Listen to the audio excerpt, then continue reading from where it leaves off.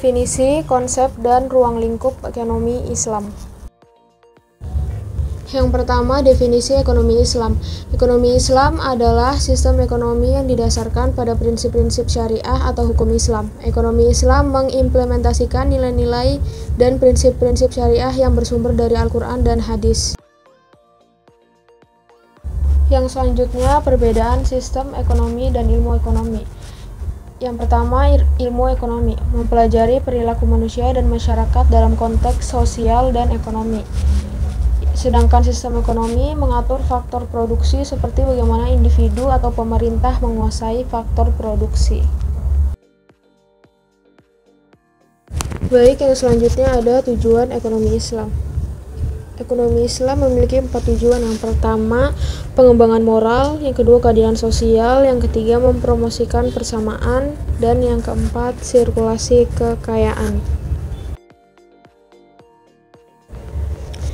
Ekonomi Islam memiliki 4 landasan hukum. Yang pertama, Al-Quranul Karim. Yang kedua, hadis dan sunnah. Yang ketiga, ijma ulama. Dan yang keempat, ijtihad atau qiyas.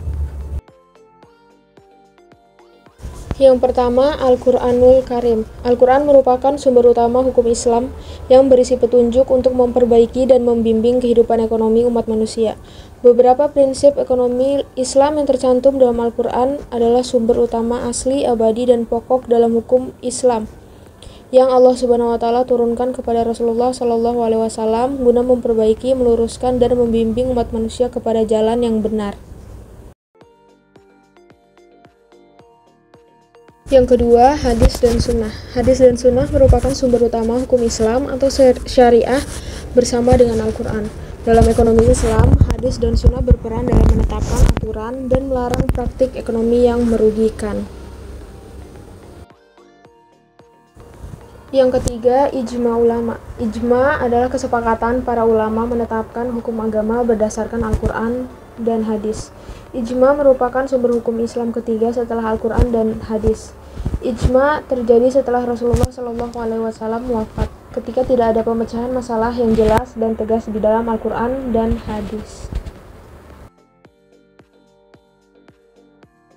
Yang keempat, ijtihad atau qiyas. Ijtihad merupakan upaya untuk menemukan hukum atas permasalahan baru dengan menggunakan nalar dan kemampuan yang dimiliki oleh ulama yang kompeten. Ijtihad dilakukan ketika tidak ada jawaban dari Al-Quran dan Al-Hadis. Qiyas merupakan metode untuk menyamakan suatu hal yang tidak memiliki nas hukum dengan sesuatu hal yang memiliki nas hukum. Qiyas merupakan analogi atau perumpamaan.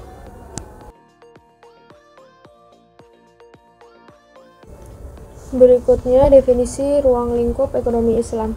Ruang lingkup ekonomi Islam juga harus mencakup aspek makroekonomi. Bahkan hal ini merupakan aspek yang sangat penting untuk dapat menjelaskan berbagai aspek mikroekonomi, yang dalam beberapa hal sekilas tampak tidak ada bedanya dengan apa yang sudah disumbangkan oleh ekonomi konvensional.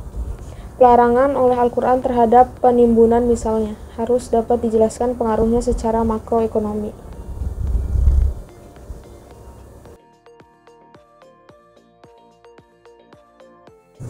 Ruang lingkup ekonomi Islam itu ada 2. Yang pertama, ekonomi mikro Islam, dan yang kedua, ekonomi makro Islam. Yang pertama, ekonomi mikro Islam mencakup perilaku individu atau entitas dalam konsumsi, produksi, distribusi, serta penentuan harga dengan landasan halal haram dan keadilan. Yang kedua, ekonomi makro Islam meliputi kebijakan fiskal, moneter, dan perbankan syariah. Ekonomi Islam mendukung redistribusi kekayaan melalui instrumen zakat, infak, sedekah, serta pemberdayaan sosial. Yang berikutnya, pendefinisian perbedaan ekonomi Islam. Yang pertama, ajaran yang terdapat dalam Islam tidak hanya berkaitan dengan masalah ibadah, tetapi turut pula mengatur permasalahan kehidupan dunia yang dapat dilakukan oleh seorang muslim dan kehidupan kesehariannya. Yang kedua, kegiatan ekonomi Islam tidak mengutamakan kepuasan, melainkan mendahulukan kepentingan dalam kenyamanan orang lain dan tidak saling merugikan agar menciptakan masyarakat seimbang yang di dalamnya hanya berharap mendapatkan ridho Allah Subhanahu wa Ta'ala. Yang berikutnya, surah-surah terkait. Yang pertama ada surah Al-Baqarah ayat ke-195, yang kedua surah Al-Baqarah ayat ke-276, Yang ketiga surah Al-Humazah ayat ke-1-3 dan yang keempat surah Al-Hasyr ayat ke-7. Yang pertama Quran surah Al-Baqarah ayat ke-195, artinya dan infakkanlah hartamu di jalan Allah dan janganlah kamu jatuhkan diri sendiri ke dalam kebinasaan dengan tangan sendiri dan berbuat baiklah, sungguh Allah menyukai orang-orang yang berbuat baik. Maknanya menjelaskan bahwa manusia berperan sebagai pengelola harta Allah Subhanahu wa taala dengan kewajiban menjalankannya di jalan Allah. Yang kedua, Quran surah Al-Baqarah ayat ke-267 yang artinya wahai orang-orang yang beriman, infakkanlah sebagian dari hasil usahamu yang baik-baik dan sebagian dari apa yang kami keluarkan dari bumi untukmu. Janganlah kamu memilih yang buruk untuk kamu keluarkan, padahal kamu sendiri tidak mau mengambilnya, melainkan dengan memicingkan mata enggan terhadapnya. Maknanya menjelaskan bahwa sebagian hasil dari usaha yang baik-baik harus dinafkahkan untuk kepentingan bersama. Selanjutnya yang ketiga Quran surah Al-Humazah ayat ke-1-3 yang artinya celakalah bagi setiap pengumpat dan pencela yang mengumpulkan harta dan menghitung-hitungnya.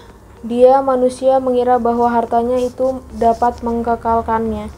Maknanya menjelaskan bahwa harta yang dikumpulkan dan dihitung-hitung tidak akan mengekalkan manusia.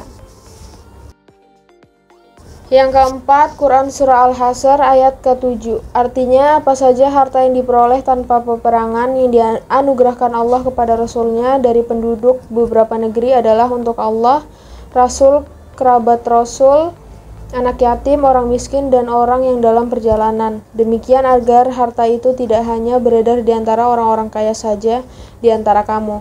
Apa yang diberikan Rasul kepadamu terimalah, apa yang dilarangnya bagimu tinggalkanlah.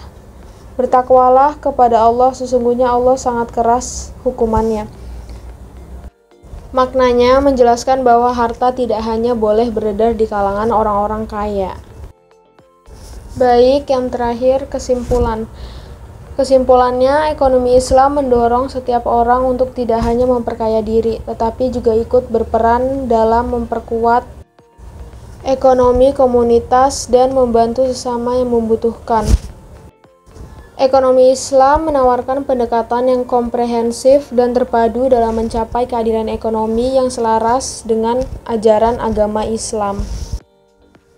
Baik, itu saja yang dapat disampaikan. Lebih dan kurangnya mohon dimaafkan. Wabillahi taufiq wal hidayah. Wassalamualaikum warahmatullahi wabarakatuh.